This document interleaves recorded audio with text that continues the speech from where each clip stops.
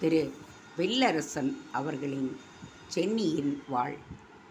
எனது அதிகப்படைகளுக்கும் வடுகப்படைக்கும் பெரும் போரே நிகழ்ந்து முடிந்துள்ளது. இதுவரை தமிழர்களுக்கு அநீதி இழைத்து வந்த வடுகர்கள் அழிக்கப்பட்டனர். மேலும் வடுகர்களை ஏவி இருப்பது மௌரியர்கள். வடக்கே பெரும் பலம் கொண்ட மௌரியர்கள் இந்த நேரம் தாங்கள் ஏவிய வடுகர்கள் விரட்டப்பட்டதை அறிந்தால் நிச்சயம் வாழாவிருக்க மாட்டார்கள். இனிவரும் காலங்களில் தமிழகம் மிக பெரும் படையெடுப்பை சந்திக்க உள்ளது என்று மூவேந்தர்களுக்கும் நிலையை புரிய வைக்கும் என்றார் அதியர். ஆனால் அது தன் செவிகளில் மட்டுமே ஏறியது போல பேழினார் சேரர்.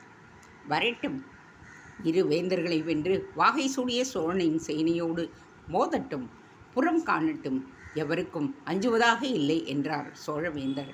அதை கேட்டு இரு வேந்தர்களும் மிகுண்டெழுந்தனர். அதியர் தன் முயற்சியில் கொற்றவன் கூறிய திட்டத்தின் முதல் பகுதி தோல்வியை தழுவதை உணர்ந்தார். சென்னி, நாவை அடக்கு. உன்னிடம் தோற்க நாங்கள் ஒன்றும் எளியவர்கள் அல்ல, வேந்தர்கள். ஆம், இங்கு பேசும் பேச்சுகளெல்லாம் களத்தில் பதில் கூற வேண்டியிருக்கும். நினைவில் நிறுத்து என்றார் கயல் கொண்ட பாண்டியர் கண்கள் சிவக்க. அதை கேட்ட சோழர் பாண்டியரை கண்டு, பார்ப்போம் பாண்டியா, போரில் யார் யாரிடத்தில் பதில் கூறுவதென்று பார்ப்போம் என்று பற்களை கடித்தார். அதியர் ஒன்றும் புரியாமல் தவித்தார். பிறகு சேரர், சென்னி, ஏன் அத்தனை நேரம் காத்திருக்க வேண்டும்? இங்கு இப்பொழுதே ஒத்திகைக்கு ஒத்தைக்கொத்தை மோதி பார்த்து விடுவோமே. வா, வென்றவருக்கு தோற்றவர் அடிமை. வெளியே இடு உன் கூர் அலரான வாளன் என்றார். தன் வாளை சரையில் என்று உருவினார். அவருக்கு பின் இருந்த பிட்டங்கொற்றரும் வாளை தூக்கி பிடித்தார். அதற்கு பற்களை கடித்து சோழரும் தன் வாளை உருவினார். அவருக்கு பின்னிருந்த திதியரும் வாளை சுழற்றி தூக்கி பிடித்தார். பாண்டியரும் வாளை உருவ அவருக்கு பின்னிருந்த மோகூர் பழையனும் ஆயுதத்தை ஏந்தினான். திடீரென்று எதிர்பாராமல் இந்த சம்பவம் நடந்துவிடவே துணை நின்றவர்களும் வாளை உருவினர். சுற்றி நின்று இதை ஏறிடும் மூவேந்தர் படைகளில் பரபரப்பு தொற்றிக்கொண்டது. படைகள் மெல்ல முன்னேறத் தொடங்கின. அதிக வணிகர்கள் பரபரப்புடன் அந்த காட்சியை பார்த்தனர். அழிசி முதலில் போரை பார்க்க இருப்பதால் ஆர்வத்துடன் காணப்பட்டான். இவை அனைத்தையும் கரும்பிணையின் கரையில் இருக்கும் ஒரு மரத்திடம் நின்று கொண்டு பார்த்து கொண்டிருந்த கொற்றன் முருவலித்தான். அங்கே நிற்கும் தன் புறவியின் முகத்தை தடவி கொடுத்தவன், மூவேந்தர்கள் ஒரு பொழுதும் புரிந்து கொள்ள மாட்டார்கள்டா என்றான். அதியன் தன் யானையிலிருந்து இறங்கி வந்து மூவருக்கும் நடுவே நின்றார். பொறுமை காக்கவும் வேந்தர்களே, நாம் நாடாளும் பெரிய மனிதர்கள். இப்படி நடந்து கொள்வது நமக்குத்தான் இழுக்கு. வாளை உரையில் புகுத்துங்கள், என் பேச்சை கேளுங்கள் என்று மூவரையும் சமாதானம் செய்ய முயன்றார். அதில் அவர் வெற்றியும் பெற்றார். மூவேந்தர்களும் ஒருவரை ஒருவர் முறைத்தபடியே வாளை உரைக்குள் குத்தினர். அவர்களைத் தொடர்ந்து உடனிருக்கும் படைத்தலைவர்களும் காவலர்களும் ஆயுதங்களை இறக்கினார்கள். மெல்ல மெல்ல முன்னேறிய படை நின்றது. அதற்கு அங்கு என்ன நடக்கிறது என்பது தெரியாமல் வீரர்கள் எல்லாம் குழம்பி நின்றனர். இரும்பிடர் தலையன் அருகே இருக்கும் வெற்றிவேல் சென்னியின் தேரை பார்த்தான். அதில் வீட்டிற்கும் வெற்றிவேல் சென்னியும் ஆர்வத்துடன் மூவேந்தர்கள் இருக்கும் மையத்தை பார்த்து கொண்டிருந்தான். வெற்றிவேல் சென்னியை கண்ட இரும்பிடர் தலையன் அவனிடம் ஏதோ ஒன்றை விசித்திரமாக உணர்ந்தான். போர் நிகழ்வது இயல்பு. நாமெல்லாம் போர் புரியவே பிறப்பெடுத்துள்ளோம். ஆனால் அதன் காரணம் என்ன என்பதை பொறுத்தே போர் அவசியமா இல்லையா என்பதை கூற முடியும். உங்கள் மூவருக்கும் கூட்டுப்படையின் தலைமைதான் தீப்பொறி என்பதை நான் அறிவேன். அதற்கு என்னிடம் ஒரு தீர்வும் இருக்கிறது என்றார் அதியர். மூவேந்தர்களும் அவரை பார்த்தனர். அவர் அதிகம் பேசுவது போல் பட்டதால் சோழர் வெறுப்புடன் முச்சு கொட்டினார். அதை கவனித்தும் கவனிக்காதது போல் பராசுரா என்று அழைத்தார் அதியர். பராசுரன் அங்கு வந்து தன் கையில் சிவப்பு நிற துணியால் போர்த்தி வைத்திருந்த எதையோ அதியரிடம் கொடுத்துவிட்டு அகன்றான். அதியன் அந்த திரையை விளக்கினார். அது ஒரு பொற்குடம். இந்த பொற்குடம் நமக்காக தீர்வை வழங்கும். சூட சின்னம் நடத்துவோம். உங்கள் மூவரில் யாருடைய சின்னம் அதில் வருகின்றதோ அவர்கள் கூட்டுப்படையின் தலைமையை ஏற்றுக்கொள்ளட்டும். இதுதான் நமக்கான இறுதி தீர்வு. பல உயிர்களை காக்கும் தீர்வு இது என்று கையில் பொற்குடத்தில் மூவேந்தர்களின் முகத்தையும் ஆவலுடன் பார்த்தபடியே வந்தார் அதியர். மூவேந்தர்களும் சில நொடிகள் அவரையே பார்த்தனர். பாண்டியருக்கு ஒரு விதத்தில் இது சரியென்று பட்டது. ஆனால் சோழரும் சேரரும் சிரிக்கத் தொடங்கினர். இருவரும் சிரித்த சிரிப்பு அதியரை அவமானத்திற்கு ஆளாக்கியது. கொற்றவன் திட்டத்தின் இறுதி பாகம் தோல்விதான் என்பது அவருக்கு மெல்ல மெல்ல புரிய வந்தது. அதியரே, ஆவதை பேசும். என்னால் இப்படியெல்லாம் தீர்வை காண இயலாது. பல்லுக்கு பல், கண்ணுக்கு கண் காணாமல் நான் ஓய மாட்டேன். மூவேந்தர் படையின் தலைமையை எப்படி பெறுவது என்பதை நான் அறிவேன் என்றார் வில் கொண்ட சேரர். அதையடுத்து சோழர், அதியமண்டரின் கூற்று வேடிக்கையாக இருக்கிறது. இங்கு வந்தது, பேசியது எல்லாமே விரயம்தான். களத்தில் சந்திப்போம் என்றவர் இரு வேந்தர்களையும் முறைத்துவிட்டு தன் படையை நோக்கி திரும்பினார். மற்ற இரு வேந்தர்களும் எதுவும் பேசிக்கொள்ளாமல் தங்கள் படையை நோக்கி புறப்பட்டனர். 3 திசைகளில் பிரிந்து செல்லும் மூவேந்தர்களையும் பார்த்து பெருமூச்சு விட்ட அதியர் தானும் தன் படையிடம் நகர்ந்தார். அதியப்படையிடம் வந்தவர் இளங்கோவிடம், கொற்றவன் எங்கே? அவன் திட்டம் கை கொடுக்கவில்லை என்பதை தெரிவி என்று அதிபர் களத்தை ஏறிட்டார். அருகில் இருக்கும் இளங்கோ சுற்றுமுற்றும் கொற்றவனை தேடினான். தொலைவிலிருந்து பார்க்கும் அரிய வணிகர்களில் சிறுவன் அழிசி அங்கு என்ன நடந்தது என்று வினவ நெடுங்கேறினாரோ, நம் இளவரசனின் திட்டம் தோல்வி கண்டுவிட்டது, மூவேந்தர்களும் போர் புரிய தயாராகிறார்கள் என்றான். அப்பொழுது அழிசியின் கண்களில் ஏதோ தென்பட்டது. கொற்றவன் தன் புறவியை தடவி கொடுத்துவிட்டு அதனிடம், நேரம் வந்துவிட்டதடா, இது என் இறுதி திட்டம், இந்த திட்டம் வெற்றி பெறுமா என கேட்டுவிட்டு சிரித்தான். பிறகு புறவியில் தாவி ஏறி அங்கிருந்த மலையை நோக்கி அதை தட்டிவிட்டான். மூவேந்தர்களும் தயாராக இருந்தார்கள். போர் முரசின் சப்தம் மெல்ல மெல்ல வேகம் கூட்டியது. வீரர்களும் தயாரானார்கள். சோழவேந்தர் கண்கள் சிவக்க வெற்றிவேல் என்றார். வீரவேல் எனும் பெரும் முழக்கத்துடன் சோழப்படை களத்தை நோக்கி பாய்ந்தது. அதே போல சேரவேந்தரும் பாண்டியவேந்தரும் வெற்றிவேல் என்று கத்த வீரவேலுடன் அவர்கள் படைகளும் முன்னேறின. அப்பொழுது தொலைவில் ஒரு மாபெரும் சத்தம் கேட்டது. அந்த சத்தம் ஊதுகொம்பின் சத்தம். அதை இசைப்பவன் வேறு யாருமில்லை, புறவியின் மீது மலைமேல் ஏறிக்கொண்டிருக்கும் கொற்றவன்தான். போருக்கு புறப்பட்ட மொத்தப்படையும் முடிவில் போது இசைக்கப்படும் அந்த ஊதுகொம்பின் ஓசை எழும் திசையில் கவனத்தை திருப்பியது. மூவேந்தர்களும் அதியர்களும் என மொழிபெயர் தேயத்திலிருந்த அனைவரும் அந்த மலை உச்சியை பார்த்தனர். கொற்றவனின் குதிரை உச்சியை அடைந்து தன் முன்னங்கால்களை தூக்கி கனைத்தது. பெரும் கனைப்போசி அது. நால்புறமும் அது எதிரொலித்தது. அதன் மீது அமர்ந்திருக்கும் கொற்றவனோ நிறுத்தாமல் கொம்பை ஊதிக்கொண்டே இருந்தான். கொற்றவன் இசைக்கும் கொம்பின் சத்தம் ஒட்டுமொத்த தமிழகத்திலுமே கேட்டிருந்தாலும் ஆச்சரியப்படுவதற்கில்லை. இத்தனை பலமாக ஒரு கொம்பை முழங்க வேண்டுமென்றால் எத்தனை ஆற்றல் தேவைப்படும்? அத்தனை பலமும் கொண்டவன்தான் கொற்றவன். அவன் இசைக்கும் கொம்பை கேட்டு முன்னேறிய மூவேந்தர்களின் படைகள் அனைத்தும் தங்கள் வேகத்தை குறைத்தன. வேந்தர்கள் கூட அங்கு மலை உச்சியை பார்த்தனர். ஒட்டுமொத்த படையின் அசைவுகளும் நிற்கும் வரை கொம்பை இடைவிடாது முழங்க முடிவெடுத்திருந்தான் கொற்றவன். அந்த மலை மீது இருப்பவன் ஏதோ அவசர செய்தி வைத்திருப்பதாக புரிந்து கொண்ட மூவேந்தர்களும் தத்தம் படைகளை நிறுத்துவதற்கான சங்கை இசைத்தனர். ஒரு வழியாக ஒட்டுமொத்த படையும் நின்றது.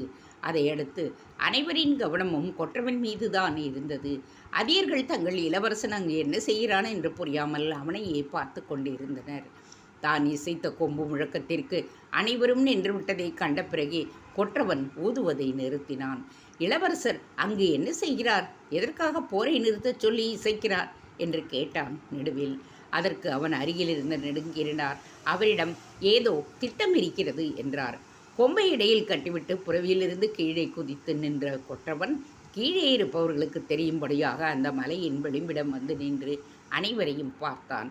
அப்போது கூட அவன் முகத்தில் தவழும் அந்த தெய்வீக முறுவல் பூத்திருந்தது. என் இனிய தமிழர்களே, உங்கள் அனைவரையும் ஒரே இடத்தில் ஒற்றுமையின்றி பார்ப்பதில் மகிழ்ச்சி அடைகிறேன் என்று அவன் அடிவயிற்றிலிருந்து உறக்க கத்திய வார்த்தைகள் மொழிபெயர் தேயமெங்குவிருக்கும் மலைகளில் பட்டு பெரிதாக எதிரொலித்தது. அவன் கூறியது அங்கிருந்த அனைவரின் செவிகளையும் அடைந்தது. வேந்தர்கள் அவனுடைய குரலை வைத்தே அது யாரென்று அடையாளம் கண்டுகொண்டனர். சோழ நாட்டில் பாண்டிய தூதுவனாக, பாண்டிய நாட்டில் சோழ தூதுவனாக தன்னை கூறிக்கொண்டவன் தான் அங்கு மலை உச்சியில் நின்று கொண்டிருப்பவன் என்பதை நினைவு கூர்ந்தனர். தான் முன்பு பேசிய பேச்சின் எதிரொலி அடங்கும் வரை நீங்கா முறுவலுடன் காத்திருந்த கொற்றவன் அடங்கிய பின், மூவேந்தர்களே, முத்தமிழ் நாட்டின் முத்துக்களே, நன்றாக கேட்டுக்கொள்ளுவீர்களாக.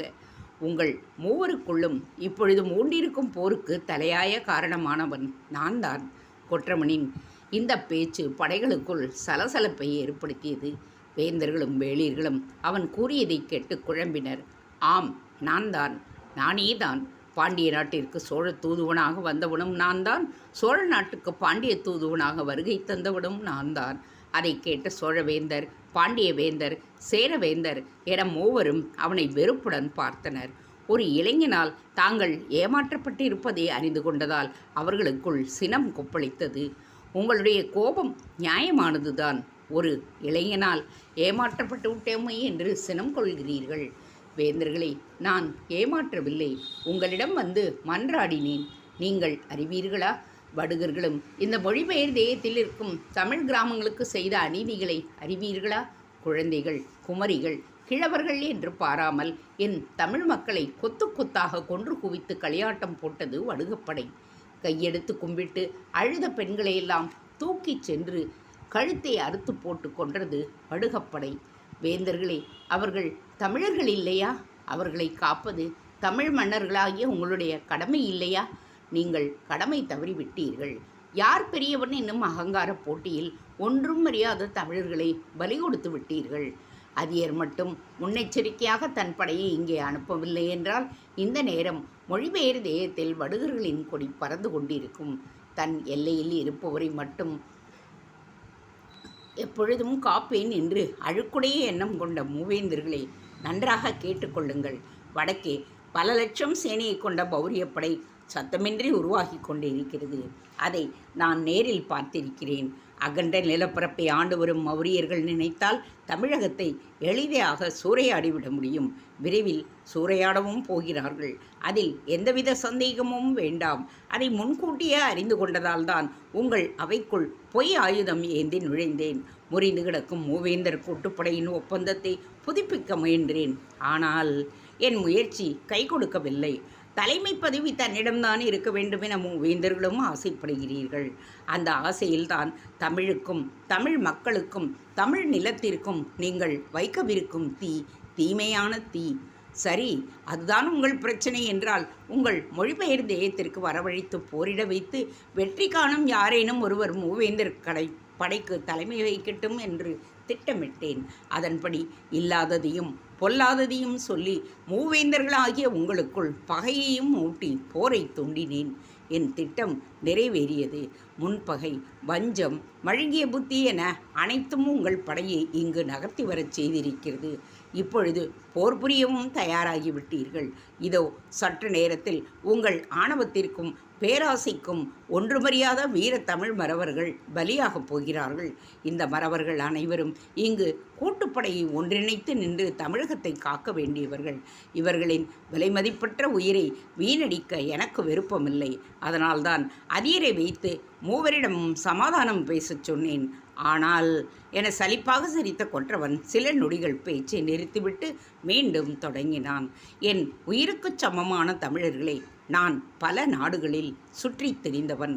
அதனால் சொல்கிறேன், என் இனிய தமிழர்களைப் போல, என் இனிய தமிழ்நாட்டைப் போல இந்த பூ உலகில் ஒரு இனமே இல்லை, ஒரு நிலமும் இல்லை. எங்கும் இல்லாத சிறப்பை பெற்று விளங்கும் இறைவனின் பாதம் தாங்கிய என் நிலத்தையும் மக்களையும் காப்பாற்றுவது என்னுடைய பிறவி பயன். அதனால் என் தமிழர்கள் தங்களுக்குள் போரிட்டு கொண்டு மாண்டு போவதை நான் வெறுக்கின்றேன். அக்காரணத்தினால்தான் என் கொம்பை முழக்கி இந்த போரை நிறுத்தியுள்ளேன். படையில் நின்று கொண்டிருக்கும் இரும்பிடர் தலையன் கொற்றவனை பார்த்து கண் கலங்கினான். வெற்றிவேல் சென்னியும் கூட கொற்றவனின் மனக்குமுறலை கேட்டு மனம் வருந்தினான். அதியரோ தன் மகனை எண்ணி பெருமைப்பட்டார். மூவேந்தர்களும் தங்கள் மடமையை உணர்ந்த முகத்துடன் காணப்பட்டனர். அங்கிருந்த வீரர்கள் அனைவரும் கொற்றவனைக் கண்டு மனம் உருகினர். கூட்டுப்படைக்கு யார் நிதி செலவு செய்வது, ஆயுதங்களை வழங்குவது என்பதெல்லாம் இடையூறாக இருக்கிறதல்லவா? அதற்காக இது என்ற கொற்றவன் கரும்பெண்ணையை நோக்கி திரும்பி தன் கொம்பை எடுத்து 3 முறை இடைவெளி விட்டு முழங்கினான். அங்கிருந்த ஒட்டுமொத்த தமிழ் கரும்பெண்ணையை நோக்கி திரும்பி பார்த்தனர். அங்கு ஆற்றில் பல யானைகள் மெல்ல ஆடி அசைந்து தென் திசையை நோக்கி வந்து கொண்டிருந்தன. அவற்றின் முதியிலெல்லாம் செல்வ குவியல்கள் சிறு சிறு மலை போல் குவிந்து கிடந்தன. அந்த செல்வங்கள் பெரும் விலை மதிக்கத்தக்கவை. கொற்றவன் அதை முறுவலுடன் பார்த்துவிட்டு, இந்த செல்வத்திற்கு பின் பெரும் கதை ஒன்று இருக்கின்றது என்றான். அனைவரும் மீண்டும் அவன் மீது கவனத்தை திருப்பினர். இந்த செல்வங்கள் எல்லாம் படுகர்கள் தமிழர்களிடமிருந்து கொள்ளையடித்தவை. கரும்பெண்ணியின் கரையோரம் இருந்த அத்தனை கிராமங்களிலும் வாழ்ந்த அப்பாவி தமிழர்களின் குருதி கலந்தவை.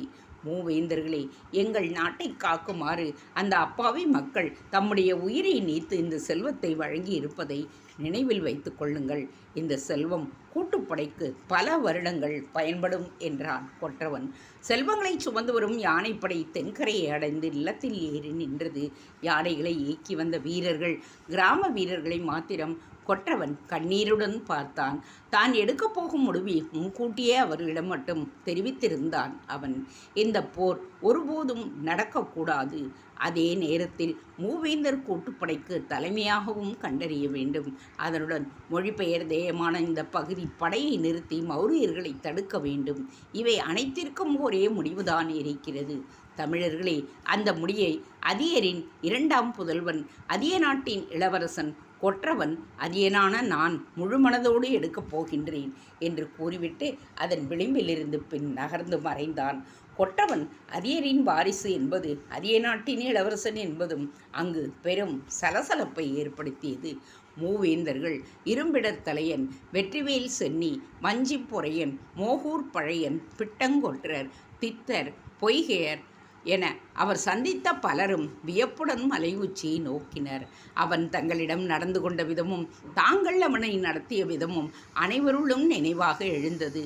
அதிய இளவரசராக இருந்து கொண்டு எத்தனை எளிமையாகவும் பொறுமையாகவும் அவன் நடந்து கொண்டான் என்று எண்ணிய பொழுது அனைவருக்கும் வியப்பாக இருந்தது.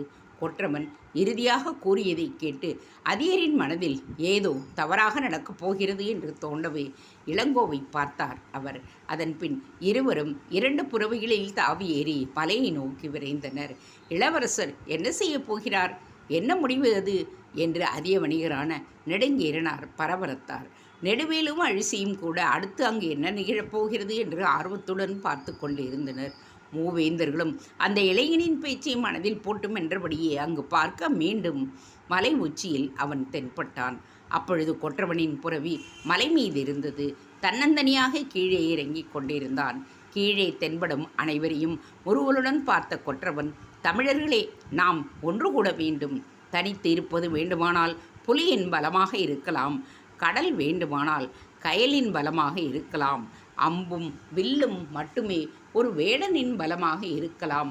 ஆனால் இப்பொழுது 3 உயிர்களுக்கும் ஒரே நேரத்தில் குந்தகம் வர உள்ளது. அதனால் நாம் ஒன்றிணைந்தால் மட்டுமே நமக்கு எதிர்காலம். அந்த எதிர்காலத்தை நோக்கி நீளும் பாதையில் இருள் சூழ்ந்திருக்கிறது. அந்த இருளை நீக்கும் சுடராக என் முயற்சி இருக்கட்டும் என்ற கொற்றவன் கீழே குனிந்து குடுவை ஒன்றை கையில் ஏந்தி அதை தன் தலைக்கு மேல் கொண்டு சென்று அதற்குள் இருப்பதை தன்மேல் ஊற்றிக்கொண்டான். அது விரைவில் தீயை பிடிக்கும் மூலிகை எண்ணெய். கொற்றவன் அதில் நனையத் தொடங்கினான். அதை கண்ட அனைவரும் திடுக்கிட்டு விட்டனர். இரும்பிடர் தலையனும் வெற்றிவேல் சென்னியும் மஞ்சி பொறையனும் கொற்றவனின் செயலை புரிந்து கொண்டு மலையை நோக்கி புறப்படத் தொடங்கிவிட்டார்கள். அதியரும் இளங்கோவனும் அப்பொழுது மலையின் பாதியை கடந்திருந்தனர். முழுதாக எண்ணெயில் நனைந்த கொற்றவன் அதே முறுவலுடன், இது காலம் எனக்கு தந்த கட்டளை. நீங்கள் ஒன்று கூடுவதற்கும் மூவேந்தர்களும் கூட்டுப்படை ஒப்பந்தம் ஏற்றப்படுவதற்கும் என்னை நானே பலி கொடுத்து கொள்ளப் போகின்றேன். இது கொற்றவைக்கானது. அவள் மனம் குளிர்வாள். கொற்றவையை மீறினால் மூவேந்தர்களும் அழிந்து போவீர்களாக.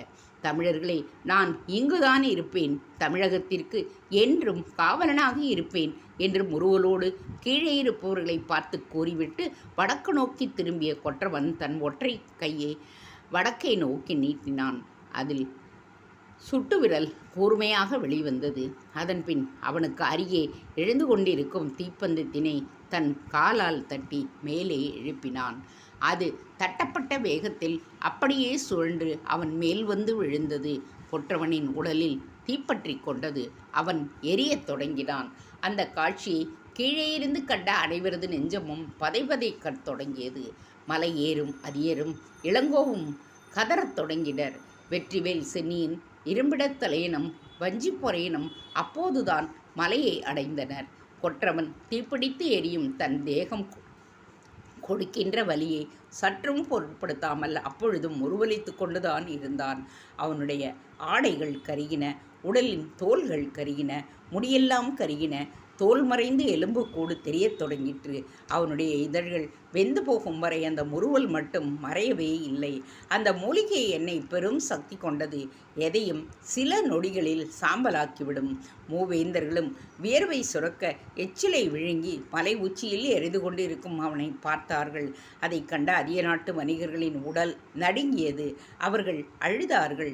மண்டியிட்டு தலையில் அடித்து கொண்டார்கள். செல்வங்கள் நிறைந்த யானைகளில் வந்து நிற்கும் கிராம வீரர்களோ அந்த காட்சியை காண முடியாமல் அழுகையுடன் தலையை குனிந்து கொண்டனர்.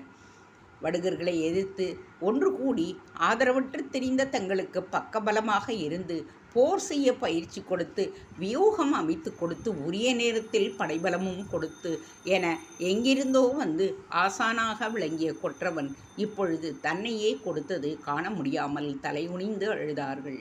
பெருங்கோவும் இளங்கோவும் உச்சியை அடைந்த பொழுது அங்கு எரிந்து கொண்டிருக்கும் கொற்றவனை நெருங்க நினைத்தனர். ஆனால் அவனோ தன்னை யாரும் நெருங்கிவிடக்கூடாது என்று தன்னை சுற்றி தீ வளையம் ஒன்றை முன்னமே கொளுத்தி விட்டிருந்தான். பெருங்கோ அதியர் அந்த தீக்குள் பாவதற்கு செல்ல இளங்கோ அவரை பிடித்து தடுத்து நிறுத்தினான். எரிந்து கொண்டிருக்கும் கொற்றவனை கண்டு அதியர் அலறினார். மகனே, நானையும் உன்னை கொன்றுவிட்டேனடா. உன்னை சுதந்திரமாக விட்டிருந்தால் வாழ்ந்திருப்பாயடா மகனே. தமிழ் நிலத்திற்கே தியாகச் சுடராகிவிட்டாயே என வாயில் எச்சி வழிய கதறியவர் மண்டியிட்டு மண்ணை வாரி தன் தலையில் அடித்து கொண்டார். தன் கண்முன்னே தன் தம்பி எரிந்து கொண்டிருப்பதை காண முடியாமல் இளங்கோ கண்ணீரும் கதறலுமாக இருந்தான். வெற்றிவேல் சென்னியும் இரும்பிடர் தலையனும் வஞ்சி பொறையனும் உச்சியை அடைந்த அந்த காட்சியை பார்த்து மனமுடைந்து போயினர். பிடர்த்தலையனின் விழிகளில் கண்ணீர் ஊற்றியது. சென்னி எந்தவித உணர்ச்சியுமின்றி அவனை பார்த்தான். பொறையனுடைய கலங்கிய கண்களில் தீ எதிரொலித்தது. கொற்றவன் மொழிதாக இருந்தான். அவனுடைய நரம்புகள் அழிந்து உயிர் பிரியத் தொடங்கியது. அப்போதும் கூட அவன் நிலையில்தான் இருந்தான். அவன் மனதில் இருந்த உறுதியும் கொள்கையில் இருந்த வைராக்கியமும் அவன் உயிரை நெருப்பு குடிக்கும் பொழுது கூட அவனை மண்டியிட விடவில்லை. அவன் நின்ற நிலையில்தான் இருந்தான். வீரியம் கொண்ட மூலிகை எண்ணெய் அதிய இளவரசனை மெல்ல மெல்ல எலும்புக்கூடாக மாற்றத் தொடங்கியது. அதியரின் அழுகை சத்தம் மூவேந்தர்களையும் படை வீரர்களையும் பதற வைத்தது. அன்று மொழிபெயர்ந்தேயுமே கண்ணீர் விட்டு அழுதது. பல நாழிகைகள் கழிந்தன. பற்றி எரிந்த நெருப்பு அணைந்து போனது. எந்த இடத்தில் அவன் நின்று எரிந்தானோ அதே இடத்திலேயே கொற்றவன் எலும்பு குவியலாக குவிந்து கிடந்தான். அவனிடம் இறுதியாக இருந்ததெல்லாம் நித்திலவெல்லை வாங்கி கொடுத்த வாள் மட்டுமே. மற்றவை அனைத்தையும் முன்னமே கிராம வீரர்களுக்கு வழங்கிவிட்டுத்தான் வந்திருந்தான். வெற்றிவேல் சென்னியும் இரும்பிடர் தலையனும் வஞ்சி பொறையனும் அவன் எலும்பு குவியல்களின் முன்னால் வந்து நின்றனர். பெருங்கோ அதியர் மயங்கிய நிலையில் இருந்தார். அவரை தன் தோள் மீது தாங்கியபடி நின்றிருந்தான் இளங்கோவன். இளங்கோவனின் விழிகள் அழுது அழுது சிவந்து போயிருந்தன. மூவேந்தர்களும் அங்கு வருகை தந்தார்கள். அப்பொழுதும் இரும்பிடர் தலையனின் கண்ணீர் நிலத்தில் விழுந்து கொண்டிருந்தது. கொற்றவனின் எலும்பு குவியலை பார்த்து கொண்டிருந்த வெற்றிவேல் சென்னி கொற்றவன் கொற்றவையுடன் கலந்து விட்டான். தந்தையே, நாம் வெற்றிகரமான ஒரு வீரனை கொன்றுவிட்டோம். இந்த அதிய இளவரசன் தமிழ் உள்ளவரை போற்றப்பட வேண்டும். சத்தியபுத்திரன் இனி எரிஒளி வீரனாக இந்த தமிழ்நாட்டு எல்லையில் வீற்றிருப்பான் என்றார். அதை அடித்து அவன் எந்த மலை உச்சியில் தன்னுடைய உயிரை நீத்தானோ அந்த இடத்திலேயே அவனுடைய எலும்பு குவியலை புதைத்தார்கள். மேலும் விரைவில் பெரும் எரிஒளி வீரன் சிலை ஒன்று நடுகல்லாக அமைக்கப்படும் எனும் தகவலையும் வெளியிட்டார்கள். மொழிபெயர்ந்தேயத்தின் கூடிய மூவேந்தர்களின் படை அன்றைய நாள் அங்கேயே தங்கட இருந்தது. அந்த துக்கச் செய்தி அனைவரையும் வாட்டி வதைத்திருந்ததால் அடுத்து என்ன செய்வது என்று புரியாமல் பெரும் சோகத்துடன் காத்திருந்தனர். வேந்தர்களும் வேளிர்களும் கூட்டம் கூட்டமாக வந்து கொற்றவனை புடைத்த இடத்தில் மலர் தூவி மரியாதை செய்துவிட்டு சென்றனர். பெருங்கோதியர் தன் மகன் சமாதியினிலே நாட்களை கழிக்கத் தொடங்கிவிட்டார். தான் அதிகம் கண்டித்ததால் நாடோடியான தன் மகன் இந்த முடிவை தேடிக்கொண்டான் என்று அவருக்குள் குற்ற உணர்வு குத்தத் தொடங்கி இருந்தது. இளங்கோவனும் அதே நிலையில்தான் இருந்தான். அதையடுத்து அந்த இடத்தில் தன்னால் இருக்க முடியாது என்றும் தன் மகனின் சமாதியை நெருங்குவதற்கு கூட தனக்கு தகுதியில்லை என்றும் கண்ணீர் மல்கச் சொன்ன பெருங்கோதியரை அவரது துணையும் வேண்டாம் என்று தடுத்து தனியே தகடூரை நோக்கி புறப்பட்டு சென்று விட்டார். அவரின் இடத்தில் அங்கு தங்கியிருந்தவன் இளங்கோவன்தான். அன்று இரவு வேளையில் தத்தம் கூடாரங்களில் அமர்ந்திருந்த மூவேந்தர்களும் பெரும் சிந்தனையில் இருந்தனர். கொற்றவன் செய்த செயல்கள், தியாகம் என அனைத்தும் அவர்களை மிகவும் பாதித்தது. பெரிய மனிதர்களாக நடந்து கொள்ள வேண்டியவர்கள் சிறியவர்களாக நடந்து கொண்டதும், வாழ வேண்டிய சிறியவன் ஒருவன் பெரியவர்கள் போல் தியாகம் செய்ததும் அவர்களை நெருட வைத்திருந்தது. நீண்ட நேர யோசனையிலிருந்து மீண்ட சோழவேந்தர் தன் கூடாரத்தை விட்டு வெளியேறினார். அவர்கள் நேராக பாண்டியரும் சேரரும் இருந்த கூடாரத்திற்குள் நுழைந்தார். 2 வேந்தர்களும் உள்ளிழையும் சோழனை கண்டனர். அவர்கள் முன் சென்று அமர்ந்த சோழவேந்தர், அனைத்தையும் நிறுத்திக் கொள்வோம், ஆக வேண்டியதை பார்ப்போம், இனி ஒற்றுமைதான் நமக்கான ஒரே தீர்வு என்றார். சேர பாண்டிய வேந்தர்களும் பெருமூச்சுடன் ஆம் என்று தலையசைத்தனர். தேங்க்ஸ் ஃபார் வாட்சிங். Please subscribe.